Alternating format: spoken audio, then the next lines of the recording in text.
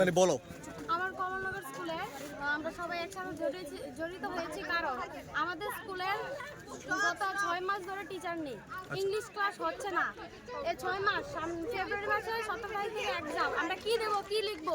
তাহলে তোমরা কি শিক্ষকের জন্য আগে কোনো তোমরা লিখিতভাবে আবেদন করছো বা? হ্যাঁ দিয়েছি, 6 মাস আগে দিয়েছি, এখন 6 মাস হয়েছে, তবুও তারা কিছু বলছে না, কি বলবো? তাহলে তো তোমরা আজকে অনেকদিন মানে অপেক্ষা করার পর আজকে তোমরা মানে বাধ্য হয়ে রাস্তা অবরোধ করছো। আচ্ছা, অনেকদিন পর আমরা সবাই ভাবছি কি এক্সাম দেব, কি দেব, কিছুই তো। এখন তোমাদের স্কুলের কয়জন শিক্ষক আছে বা স্কুলের কয়জন টোটাল ছাত্র ছাত্রী আছে এখন বর্তমানে?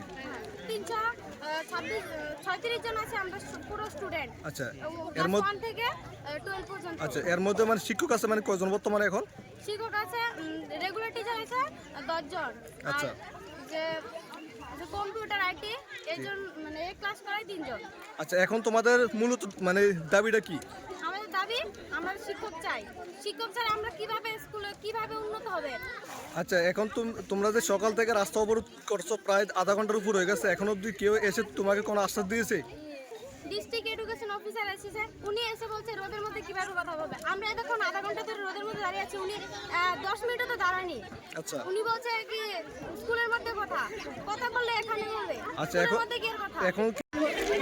এখন কি তোমাদের রাস্তা অবরোধ তোমরা এখানে বন্ধ করে দিবা না তোমাদের যতক্ষণ তোমাদের দাবি পূর্ণ হবে তখন তোমরা আন্দোলন চালিয়ে যাবে? আমাদের দাবি যখন পূর্ণ হবে তখনই আমরা রাস্তা অবরোধ বন্ধ করব। আচ্ছা, ঠিক আছে।